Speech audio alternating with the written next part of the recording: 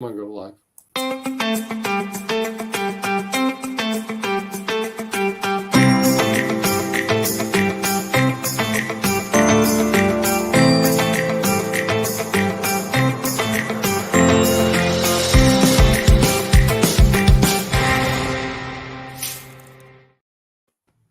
Well, hello, everybody. Welcome to the Energy Show. I'm here with the president of the IBM TV, Pod TV network, Kim Calhoun, and also Peter Bennett, who's also you see on the Wall Street Hackers. And today we're going to discuss energy and what the energy movements are in the energy industry.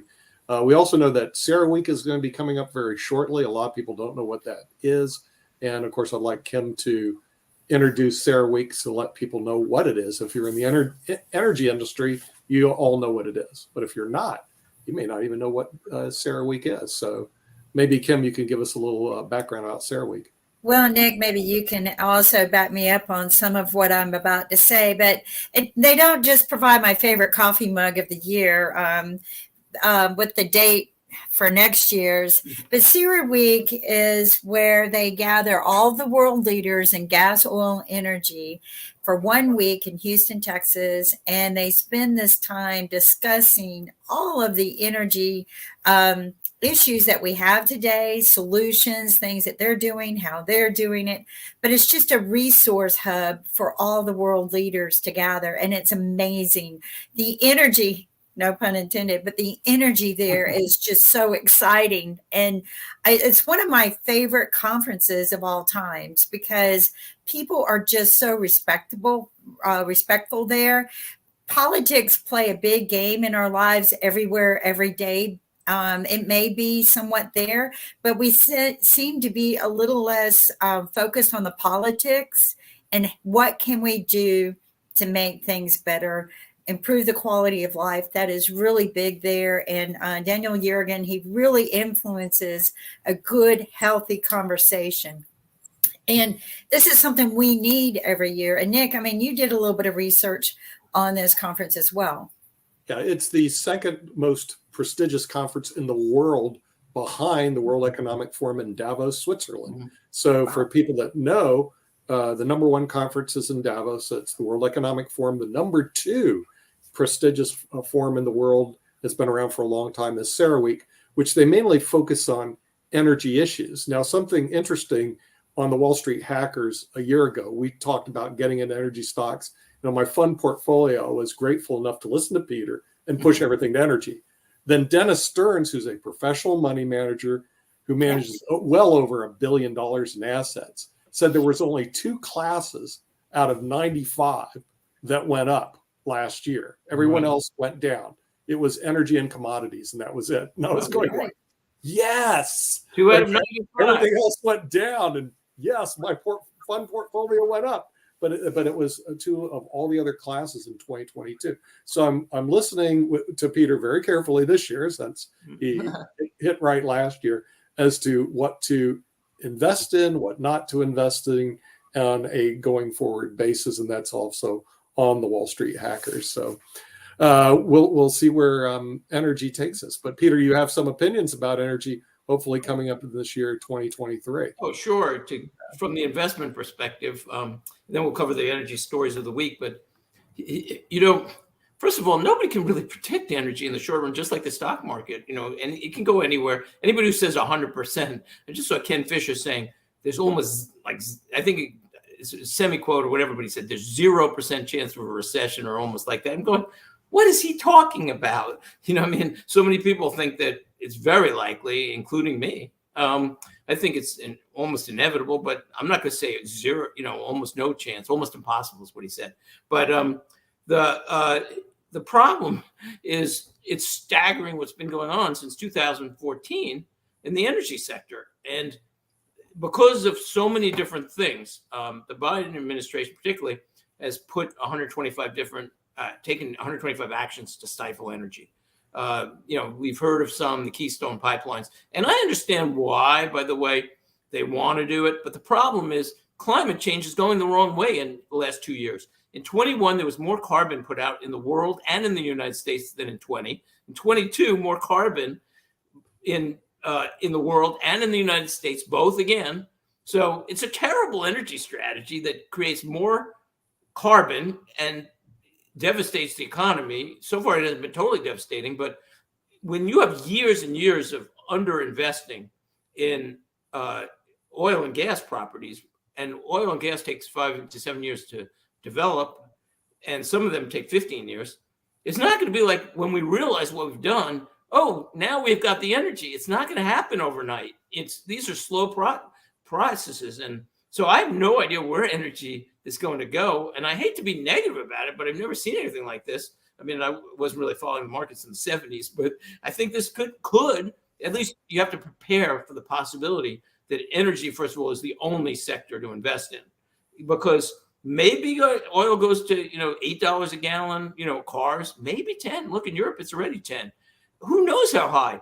Because if the USAC, one of the investments I've mentioned on the show, said maybe a year ago that the oil and gas industry are putting in 40% too little capital each to just keep it where it is. So if oil and gas is going down by 40% or 20% or whatever, because the projects aren't there, and worldwide demand is still going up for oil and gas. So it's a huge problem. And from the climate perspective, because we won't have enough oil and gas, and we haven't, they're using more coal. And they're shipping manufacturing overseas to more polluting countries. It's terrible energy strategy. And they're demonizing oil and gas companies, which are using 10% now of their budgets towards environmental projects like sequestration, which very well may be the solution to the energy crisis. It's technology that may solve it in terms of the climate, if there's, but they're the ones who are probably going to develop it. They have the technology and they're putting in huge amounts of money. So, the whole approach is terrible.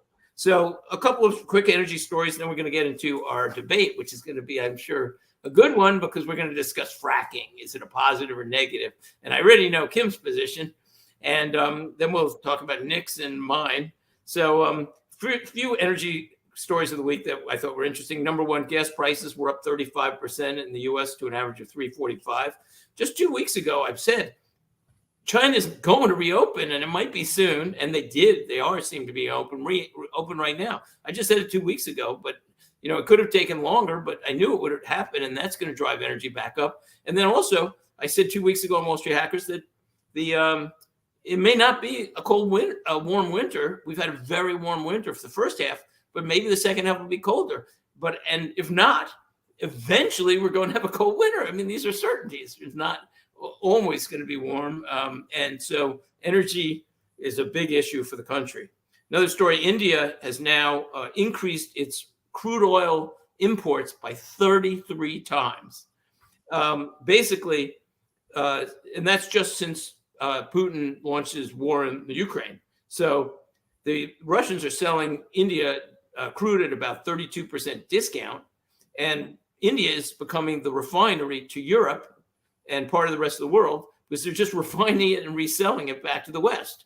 So it is hurting Russia, but India is doing very well as the middleman, for sure. Very good strategy, I guess. Of course, if they weren't buying it all, it would have hurt Russia more. But on the other side, the West wouldn't have any energy at all, or barely. Another story, I just happened to be driving in New Jersey the other day, and I was on 95, and I noticed, I'm driving by refineries, and it smelled a little. But then I realized, 20 years ago, 30 years ago, it was terrible. It was unbearable. So it just shows that the technologies, for the oil and gas companies have improved, and they're working on it, and they're spending so much of their budgets on it now, which is another reason they're not putting it in the fields. So, I mean, there's pluses and minuses to the oil and gas industry. I'm not saying they're angels, but on the other side, the technologies are amazing because you could barely smell it. I mean, even in the worst areas on 95. And last story before we get into the discussion is, for the first time in over a year, it's actually less expensive to operate a gas vehicle, not buy or anything, but just to operate a gas vehicle over an EV, because gas prices are down, I believe, very temporarily. And also EVs use electricity anyway, which are 80% fossil fuels. So it's strange because you say, I'll buy an EV, I'll spend a lot of front, or I'll risk the issues with the batteries or the driving. It's like, but you're not necessarily saving anything today. So it's interesting. It is evolving. So we get into the discussion of the week, which should be lively. The question is fracking a positive or negative for the world? And I'm going to hand it over to, for the opinions of my panel. But first, I'll just give the definition as a background. Usually I give a little more background, but I just want to give the definition. So Wall Street frackers. What fracking is. So yeah, we'll do Wall Street frackers next. The process of it. So fracking is the process of injecting liquid at high pressure into subterranean rocks, boreholes, etc., so as to force open existing fissures and extract oil or gas. And it allows much more production for the same areas and wells. So that's the definition of fracking. And we're going to go with Kim's opinion first, because I know where you stand, Kim. We started talking about it a little bit on one of the other energy shows. Kim, what do you think of fracking? Oh, no. Turn your mic on. Kim, I can't hear you. Hi, guys. Hey. So my opinion isn't just based on me reading about this. I actually experienced it. Went to the oil rigs. I was doing some research with one of my patents, and I went to the fracking sites, to the oil rigs. We sat and had these in-depth discussions at a high executive level, very high executive level. And SAS, the company SAS, was involved with this too, because it's dangerous. Fracking is extremely dangerous, more so than just the normal oil rig. And the other thing that you don't bring up. Wait, Kim, could you explain what dangerous to the workers or dangerous to who? Dangerous on the site, dangerous to the property, dangerous to the workers. The explosion rates and everything are far more higher. The sites are more dangerous. It's just they're very dangerous compared to anything. The data shows that they're more dangerous, leaks and everything. But the other thing that they don't discuss very often is fracking isn't just drilling down. Okay, fracking goes down a little bit, Absolutely. And then it goes out to other Absolutely. people's property. So it could be, you can have a gas line pumping under your house. And there's not a darn thing you could do about it, because our deeds don't give us, from heaven to hell, ownership. So, yeah. So, I mean, how would you like to have one of these things? It might be under your house right now and you don't know, but there's just way too much going on. You're putting chemicals into the ground to draw out things that are naturally there in our surface, the natural surface. So I think we need to really just start putting our energies, no pun intended, into research for things that are a little bit more natural. And I know that, as you discussed, in order to do storage for solar and stuff like that, we have to have batteries.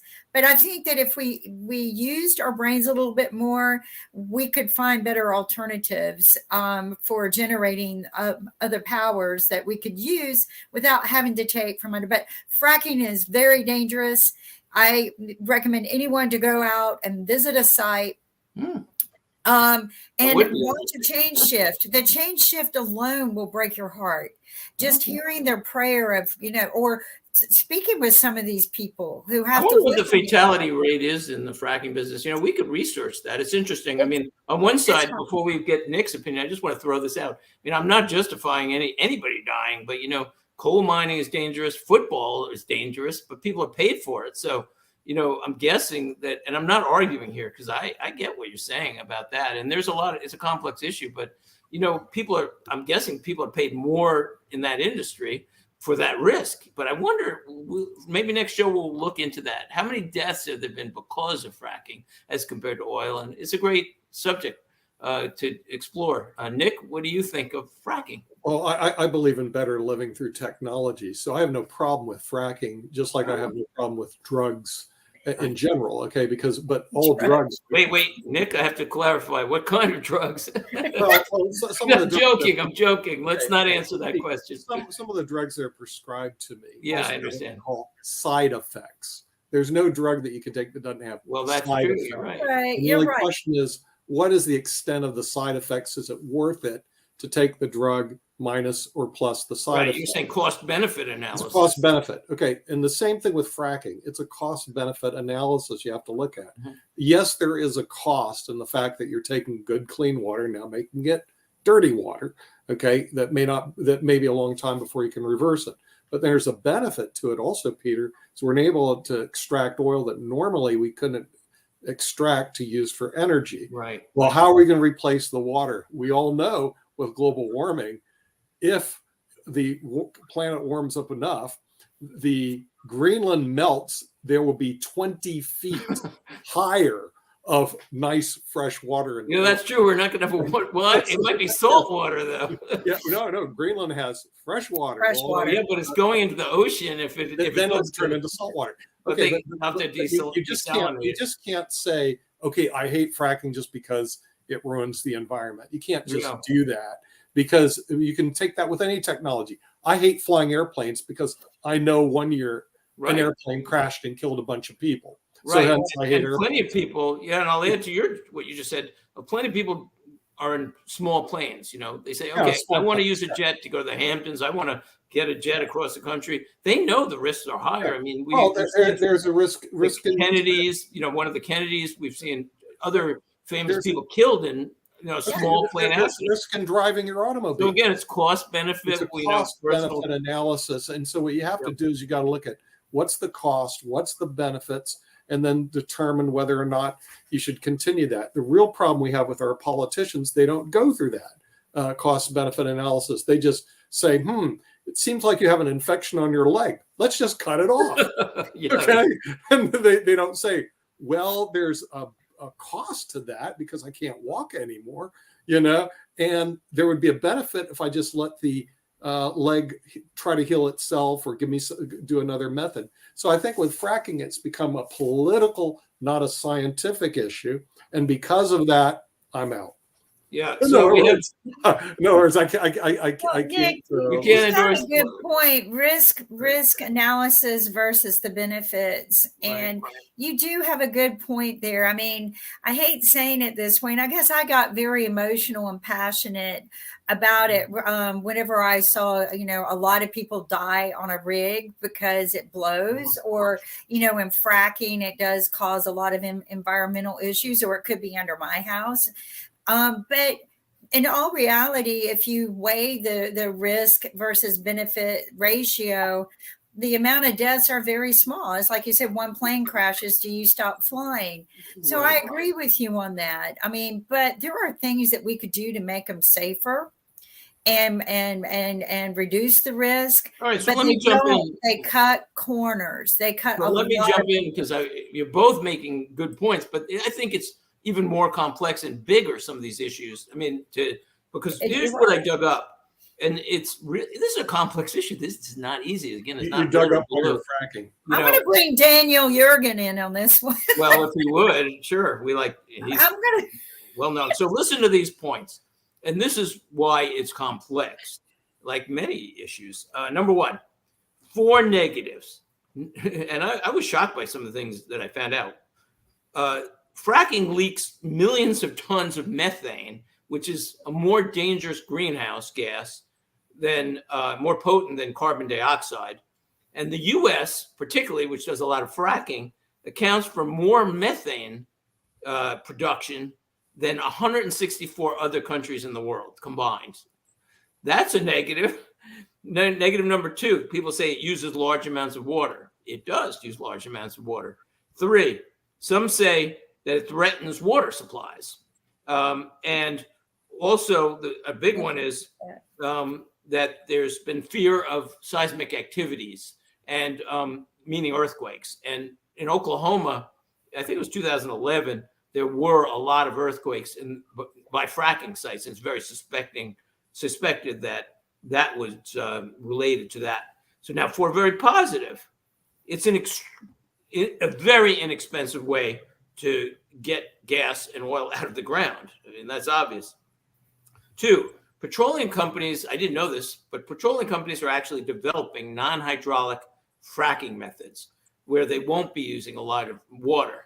So that could solve the water objection of the supplies. And also, actually, if you look at the actual amounts of pollution caused by it, rather than the fear of it, everybody's, oh, it's going to destroy the water. But the fracking is very deep to begin with. It goes below lakes, below rivers generally.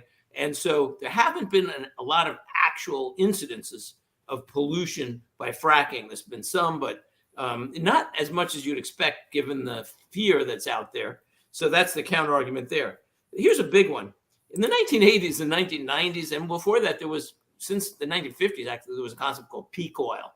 And basically it said, the world does not have an endless supply of oil or natural gas. Of course it doesn't. And we're using it up pretty quickly. Now, there were forecasts 20, 30 years ago that by now, and even by 2010, by 2008, a lot of the forecasts, we'd be running out of oil and gas. But fracking has greatly expanded the capacity to get oil and gas out of the ground. And that's partly because what Kim said, they can go sideways. It's much more efficient. And the whole method of just forcing it out of the ground. And finally, we look at the actual statistics, which complicates it too. Right now in the US, 95% of new wells are all using fracking. So if you say no fracking, what happens to the 95% of wells? I mean, they stop using the most efficient way. And it now already provides 2/3 of US natural gas and crude oil. So you say no fracking, okay, maybe the price of oil and gas doubles, or we can't get as much, it's supply and demand. And so this is an extremely complex issue. Hopefully technology will help solve some of these issues down the road. But what do you think, Kim and Nick? As I say, it's not that easy. It just It depends. And see, that's one problem you have when people just jump up, I'm for it, I'm against it. Right. And the fact is the issue is complex. And that's part of the reason I said you really have to do a cost benefit analysis. And also, it also depends on where you frack. In other words, we did that work when they were trying to exploit minerals near a place where I live. If somebody said, hey, Peter, we want to do some fracking in your neighborhood with a bunch of residential people that's next to a pond, which everybody drinks water out of, that's a problem. But in reality, a lot of this is done in the western parts, in these vacant land. No one lives there, Peter. Right. Like the Balkan oil fields in North Dakota. I've driven by there, and there's nobody there. There's a lot of land out there. There's a lot of land out there. You can drive a long time between towns. Yeah. Yeah, no one lives there. And so the thing is, the impact it has on us is really very, very low. In other words, the thing is the environmental. But I think what we really need to do, it's just like the argument with the pipelines. I'm against pipelines because you'll love the reason. It may burst and kill the environment. Well, that means you should never fly on a plane. You should never drive a car, because if you drive a car, you may run into an auto accident and you may kill yourself or injure somebody. Never drive a plane. Never get in an airplane. Exactly. Never play. We have to ban football. Which some people think we should. Because people do argue for banning football. Look, right. People you could die of a heart attack. Severely hurt the other. So we really have to take a serious look at and do a proper cost. Yeah, exactly. It's complex. I want to add something. All bad or all good. What you just said, because you reminded me. So the seismic, the earthquakes. Because people are afraid of that, but. Around Oklahoma, what happened is they stopped doing fracking near the fault lines, which was good advice. But now since then, there's no, to my knowledge, that I can find anything major seismic activity. And it wasn't that major then, by the way, but it was of concern to the community. But now they've said, okay, we're not going to frack near fault lines, which makes perfect sense. I mean, you don't want to disturb that. But if they go away from fault lines, which is most of the area in Oklahoma, most of the country, I don't think there's any evidence of further earthquakes. So that's one fear, that can be mitigated. But, the methane is another thing. I mean, the biggest issue right now is climate change versus energy. And, as I've said on the show and so many times, you should be helping both. And instead, the policies of the U.S. and the developed world are hurting both. You're causing worse pollution, worse supplies of energy, and it's not changing. The people are asleep at the wheel. Yeah, but I People use can't get you to donate to me unless I tell you Right. that your hellfire and damnation is going to come upon you unless Right. you stop this. So the real problem we have, a lot of non-governmental organizations out there, they need to sell the extreme positions Right. in order so that they can get donations. And that's really what's going on out there. And that's the reason you see this to be a crazy war cry off of something that should be looked at more intelligently. Just like we just covered on Wall Street Hackers as the discussion today. Why is politics so divided in the country? And we looked at, and we all came up with, the media number one, because they don't want to alienate their, they want to drive people who agree with them. So the blues get the blue clients, audiences, the red get the red. That's what we said, but also the money, follow the money. And again, follow the money, right? You get your more extreme people, they're going to donate or do extreme positions. They'll go out and work for you because they think the world's ending one side or the other. And so, but again, follow the money, follow the power, but that doesn't mean the solution. I got one question. I mean, changing the subject, we're at the hour. Are eggs a good investment now? You're asking the wrong guy. They've gone up so much. Okay, I'll help you out. The thing is, because I have a dozen in my refrigerator. Okay, you may want to sell them because the cholesterol in the eggs, there's some studies going now the other way. They could create heart disease. Really? I've heard the opposite. Wait, I'm going to take no. That was from the egg industry. Okay. No, I've seen other studies. Maybe. Never mind. We're not going to get into it. I just pulled another study out. It's over here somewhere. Really? All right, I'll have to look. I thought eggs were okay. Some people only want the whites, but we won't delve into that too much. Bottom line is, if I was looking at the egg industry, I'd do my usual Wall Street Hackers analysis. Say, is there a dividend? Eggs don't pay a dividend. So, and then I would say, is there any cash flow for the egg? No, not really. So then, if I don't get a dividend and good cash flow supporting it, I'm like, then it's just going to Vegas and put it on red and black. You can bet in the commodities market, in anything, But the market is priced for supply and demand, so we're going to stay away from the egg market for now. So, Peter, you ready to wrap with me? Yes. Okay. So wait. You know what to say, right? Don't get healthy, get wealthy. Okay, let's do it. Let's do it. Right. Time it right. Okay. Ready? Get healthy. Get wealthy. Get wealthy.